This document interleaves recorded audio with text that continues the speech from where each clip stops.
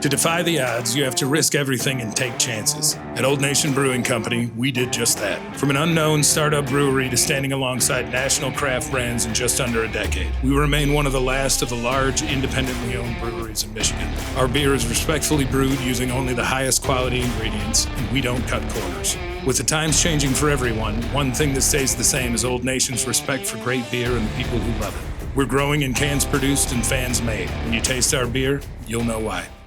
Brad Holmes with the morning show. Big takeaways. No, I mean, he was asked, do you understand why people ask about the pass rush and the edge? And multiple times he said, no, I don't.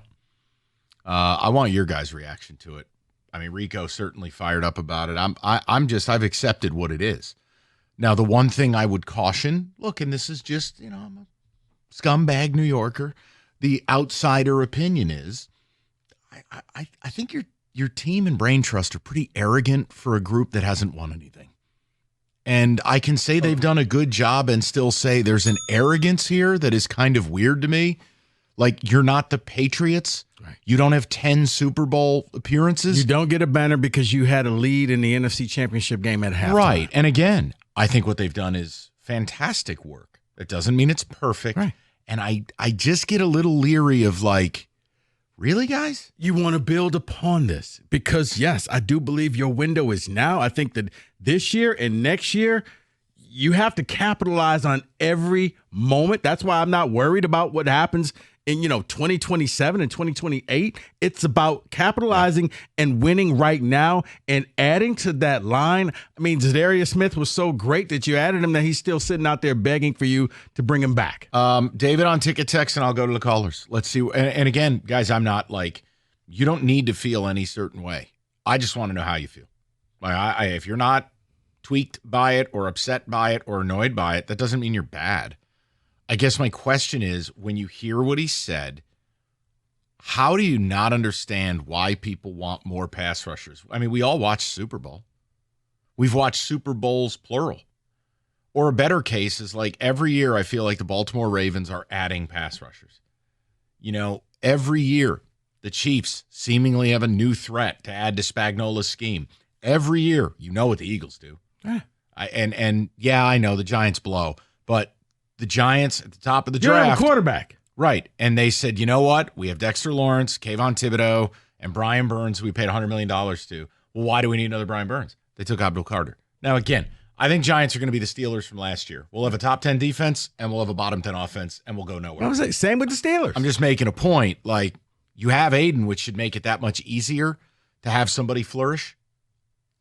I didn't understand where he said he didn't understand. That's all. The book club thing, I don't need the analogy, but I have no issue when a general manager speaks and says, look, candidly, I have information you guys don't have. We know that. Yeah. Respect. I don't need the Maya Angelou book club reference. Oh, come on. I know you guys don't watch every snap of the last 2 years. Hey, I get it, but I do. So let me cook. Thank you and for get putting out my kitchen. Brad, thank you so much for putting an end to colon cancer. Right. America thanks you. I'll just seriously. stick with green eggs and ham. Come on. David, go ahead. This Holmes quote is obnoxious. When Aiden went down, there was zero pass rush. Not asking for too elite, but there needs to be a rush of some substance. His signings have shown no capability of that. That is from Dan. So Holmes could trade up for a running back. He can trade up for a wide receiver. I don't think the Lions are serious about winning. That is from Hans. And Hans, that's what got me, was he's like, well, if there's anybody out there, you had a running back and you went up and got Gibbs. It's worked out. You had Amon-Ra. You know what? I need J-Mo. I can put them both out on the field. It worked out. I have Aiden Hutchinson. I don't need another edge rusher. It'll work out on its own. They have pretty well-established guards on this team, right? Mm-hmm. They just took 2 guards. I know. So I'm just making a point. It's a faulty premise. Right. You drafted Terrion Arnold, and then you doubled down and went for Rakestraw. And then you went out and got free agents at corner. That's it. I'm convinced Brad Holmes hates edge rushers. No. Someone else says he's just saying that he doesn't understand why it's the only question he gets when there are other places to get better on the team. But there really aren't, if we're being honest with ourselves. And that's a good problem to have. Yeah, no, there just really aren't huge areas of need other than this one particular thing. Right. You went out and you got a defensive tackle. And I'm like, okay, I'm okay with that. And then you went out, got the guard. I probably would have took Green there and got a guard later, but okay. But then it was like, and I'm going to get a wide receiver. Wait, whoa. And I'm going to overpay for him too, and I'm going to give up picks for next year because this guy, he's my guy. Well, I'm very proud of myself that I explained that to you yesterday, and I may as well have been Brad Holmes, minus the yellow football jersey. I'm telling you, they had a grade on that kid. We've got to lose the illusion that their value board looks like Mel Kiper's. All right, old hairspray. All right, just what was that? Vidal Sassoon. Get him over here. It's not that it doesn't. I just wonder. And I don't know. I kind of think that kid would have been there later in the third round. Not even and playing. You wouldn't have had to give not up even playing the game. Your Aaron Glenn picks. Bottom line, they're all gone now. He felt like that was the last of maybe a second-round grade player. I don't want any of these other guys. I'm going to go get them. This is who they are, and that's fine. Mm-hmm. You're really triggered by it because nothing makes sense. Because okay, you don't want to add another edge who could actually play right now. Let me add a fourth receiver. Where's he going to play? I'll figure it out. This doesn't make any sense to me. Oh boy, make it make sense, Mike. Well, let me give you these, Rico, just for you. Someone says, "Go Rico, go!" Rant and rave. Tell them, Rico, they don't even read the Cliff Notes. Someone else says, Rico, you can go preach a sermon at David's church Sunday. I've heard it pays really well. One more. I'm so happy Rico said it with enthusiasm. We're all feeling that way. There you go. Okay. That's why I said, Rico, this is yours. Go to 6. All right, let's go to the people. We'll see what everybody's got to say. Alex is going to bat leadoff. 97.1. What's up, Alex? Hey, Mike. How you doing? I'm good, man. What do you make of this home stuff? I'm pretty upset, to be honest with you. I don't know if it's arrogance or what it is, but I just don't understand. You just said it. I don't understand how he doesn't understand not needing another edge. I understand. I get the not wanting an elite guy like Garrett. Obviously, would have been tough to get Hendrickson. Sure, but not going in and addressing him as a solid guy, a solid starter to help out Hutchinson, who's coming off a gruesome, terrible injury.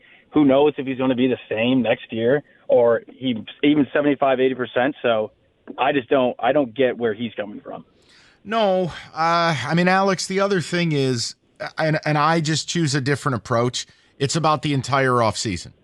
You went the entire offseason, and the best you're offering me is Marcus Davenport.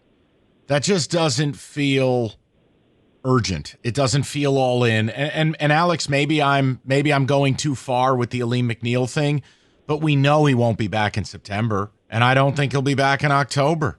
So this whole D-line turns into a different look. And, yeah, I do think home field matters. I do think seeding matters for this team with this quarterback. So, yeah, I mean, Alex, I look at it in totality, and it's like, okay, he better be right because he clearly believes, Alex, they have a Super Bowl winning team in-house. I don't, that if that's the hill he wants to die on, it's his prerogative. But I'm with you, Alex. I look at it and go, why wouldn't we try?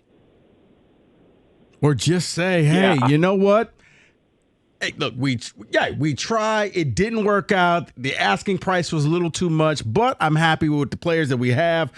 You check all the boxes. You try. It just didn't work. How many times did we say that? You don't ask, hey, do they do this in other media markets? Like what? Well, in Montreal and St. Louis, they didn't make it. The Alouettes have a wicked pass rush. 248-539. You could ask Manu about that. Shout out Mike Pringle, all-time leading rusher with the Montreal Alouettes. Why do I know that? I need help.